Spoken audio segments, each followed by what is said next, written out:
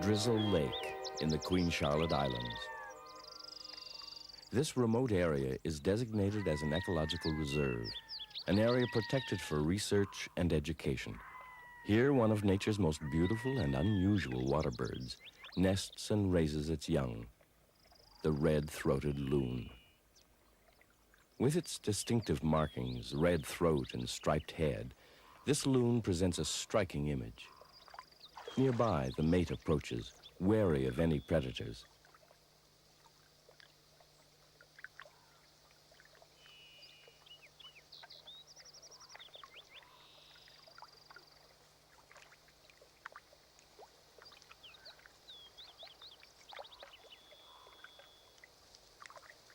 Normally, the nest would be easily accessible, but receding water levels have left this nest high and dry, creating a potential problem for a bird unable to walk well on land.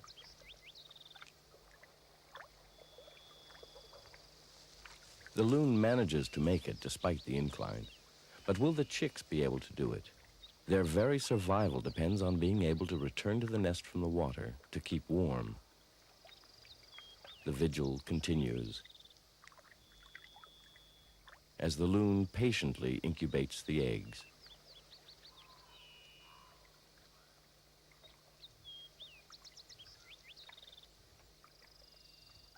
When the eggs hatch, two black, downy chicks appear.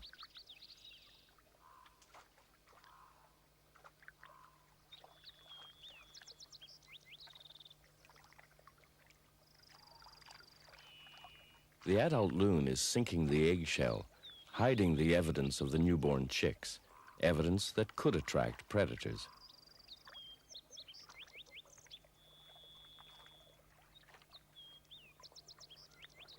The mate has brought a marine fish for the chicks to swallow, and this is one of the peculiarities of the red-throated loon. It fishes in the ocean nearby and then brings the catch back to Drizzle Lake to feed its young. This is particularly baffling because Drizzle Lake is well stocked with small fish, and equally fascinating is the fact that the young never feed on land, only on water, with the adults taking turns in flying to the ocean to catch fish for the chicks.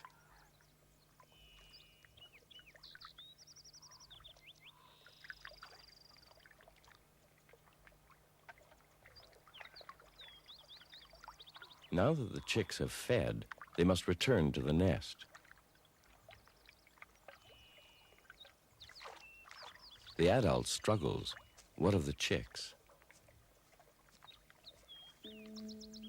The chicks. Sheila and Tom take up their vigil in a blind, where they can make their observations without disturbing the shy red-throats. And indeed, a pair of loons have taken up residence.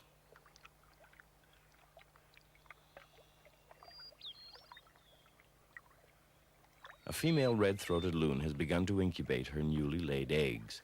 The incubation period is 28 days, with both male and female taking turns on the nest.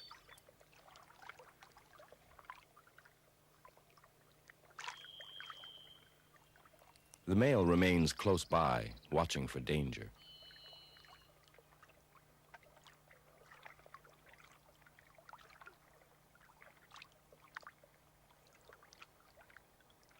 A little smaller than the common loon, the red-throat has other distinguishing features, such as the upturned bill and the throat and head markings.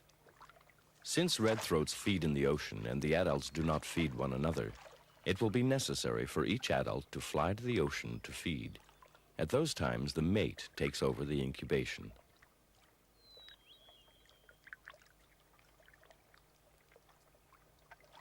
The female will generally spend more time on the eggs than the male, but he does his fair share by filling the vital role of guardian and nest tender.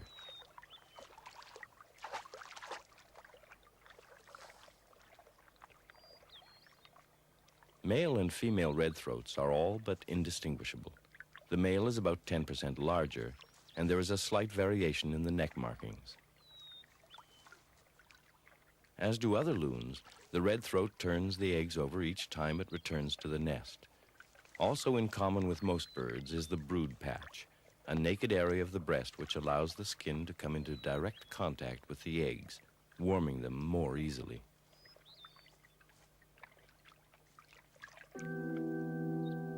The pair of loons, suspended in the mist, patiently await the hatching of the first egg.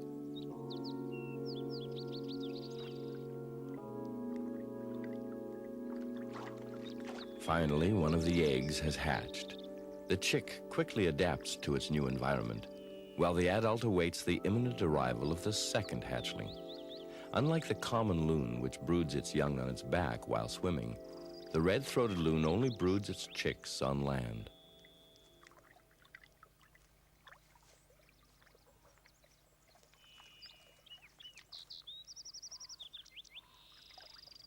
The flying stage will be reached about 50 days after hatching. The initial feedings begin with marine fish brought in from the ocean a few kilometers away.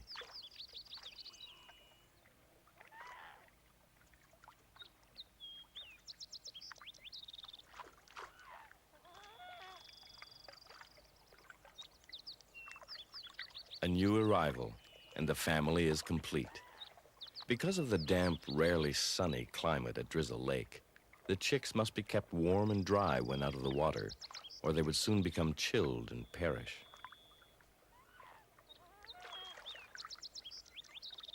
At the moment, the chicks seem more interested in each other than in food, but they will soon give in to hunger.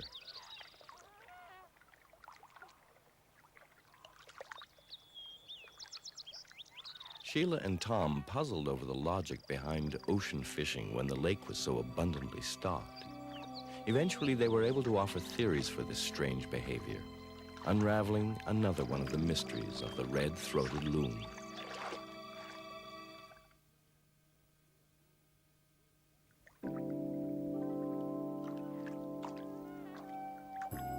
Prior to every flight to the ocean, the red-throated loon performs a major preening of its feathers.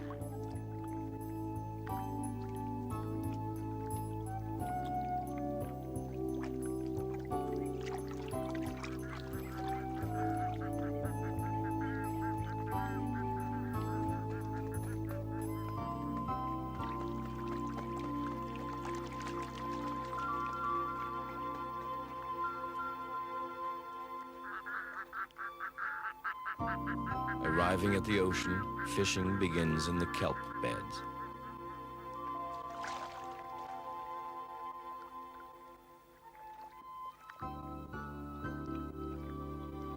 Like all species of loons, the red-throat is an expert fisherman.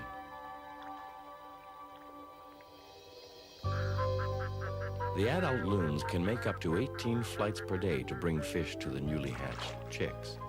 In the first week of life, a chick requires at least 20 to 30 grams of fish a day.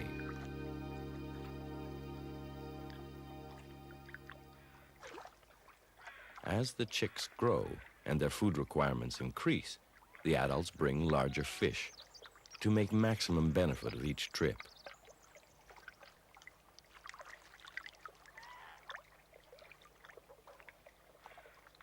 A small saltwater fish called a sand lance, weighing 1.5 grams, is the staple diet at first. Another characteristic of this loon, it very naturally retrieves the fish for the chick when it is dropped. Even after the chick has swallowed the fish, the adult will search for it underwater, as though it had been dropped again.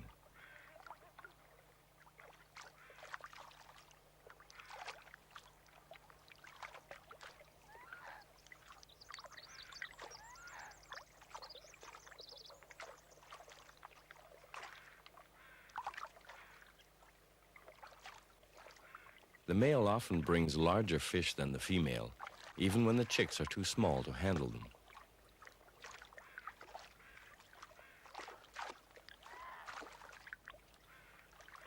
But eventually the chicks manage to swallow them, and the adult will continue to encourage the chick to eat the largest fish possible, maximizing its caloric intake and minimizing the number of trips to the ocean. The feeding process continues.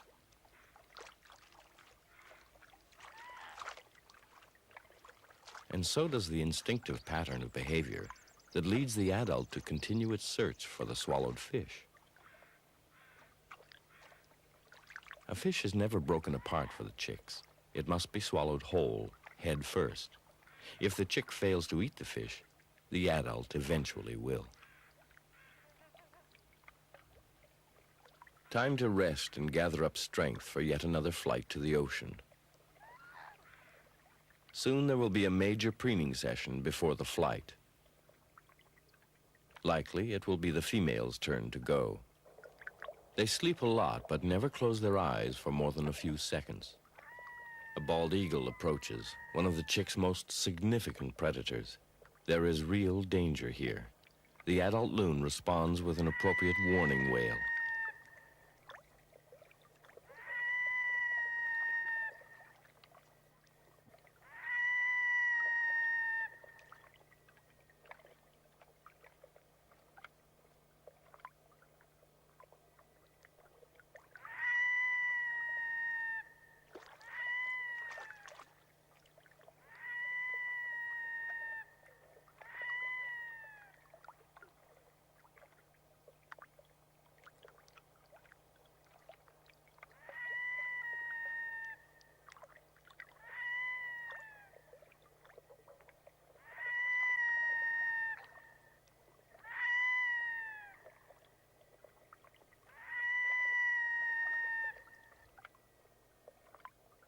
The eagle departs.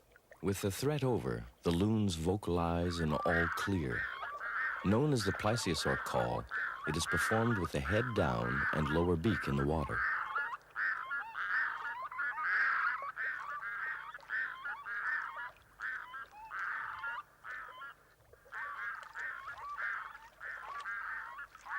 This call is performed only by both birds at once, as a sort of duet. In their attempts to understand the puzzle of the red-throated loon's ocean fishing, Sheila and Tom have explored various possibilities. It could simply be that marine fish are more abundant than lake fish. This loon reasoning might be due to the fact that they sometimes nest on small lakes that have no fish, and so having begun over the centuries to seek out the better fishing grounds of the ocean, they have become genetically committed. Another possibility is that the loons are trying to circumvent freshwater parasites. If the chicks were to eat fish of which even a small number were infected, their growth rate would suffer as a result. Sheila and Tom's study went from dawn to dusk for 50 days, in which they videotaped every single fish that the adult loons brought back for the brood. Drizzle Lake, very aptly named.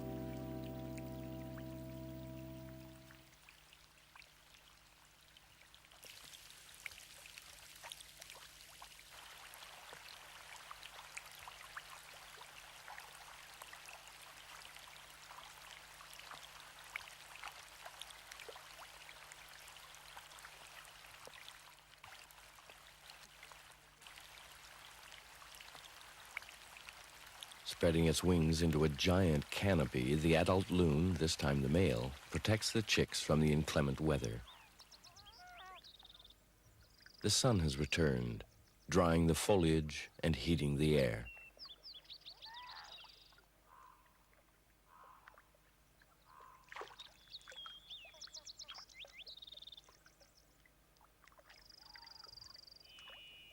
Throughout these early days, everything centers around the feeding and protection of the young.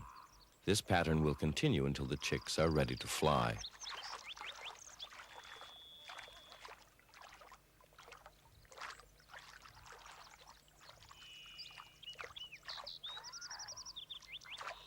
The chicks are becoming more adroit at swallowing the larger fish, but there are still occasional problems with the size.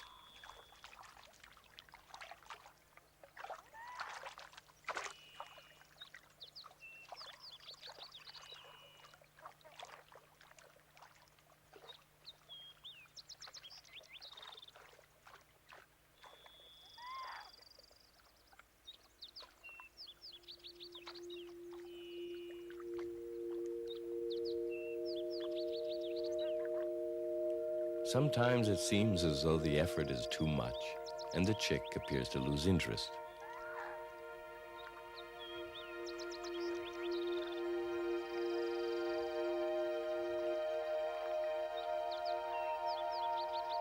As the chick grows, there will be fewer uneaten fish, but the adult loon will continue to search for each one, whether it has been dropped or not.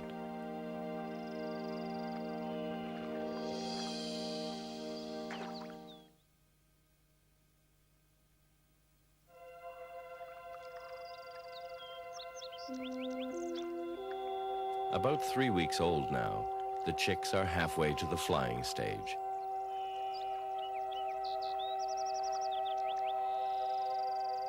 Though the chicks appear to be about half the size of the adults, a good deal of it is really feathery fluff.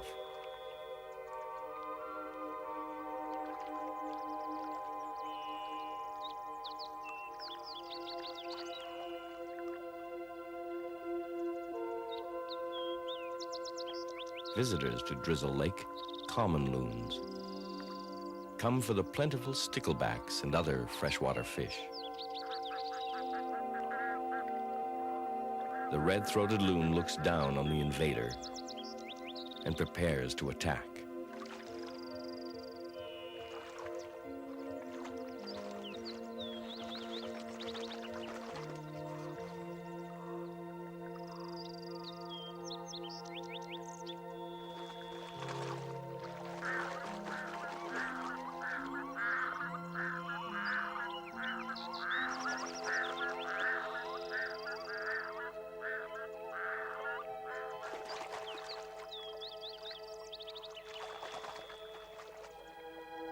One red-throated loon can drive off an entire flock of 20 to 30 common loons.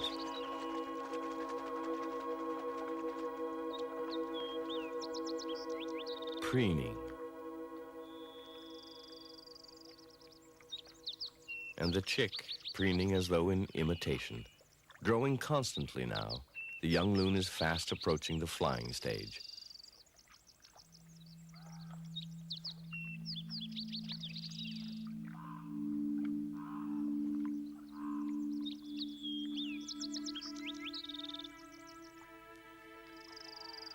Wings to be exercised and strengthened, soon to try the flight to the ocean.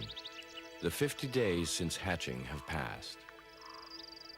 The young bird will take to the air, another addition to this proud and beautiful species, the red-throated loon.